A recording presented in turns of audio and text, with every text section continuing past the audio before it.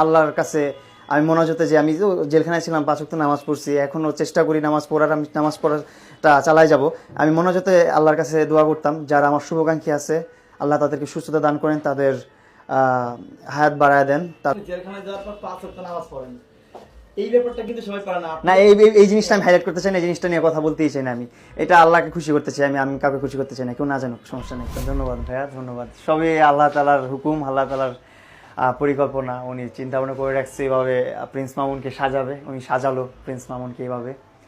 So এইভাবে আসলাম আমি, মানে এটা মেনে নিচ্ছি, আমার কাছে ভালো লাগছে, আমার কাছে খারাপ লাগার কোনো কিছু নেই। যা ছিল এটা আমার নসিবে ছিল, তাই এটা হয়েছে আর কি।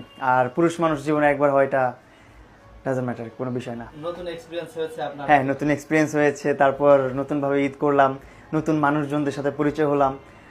এমনও মানুষ আছে যে ওইখানে আপনার 10 বছর, 15 বছর, 20 বছর, 24 বছরের কয়েদি।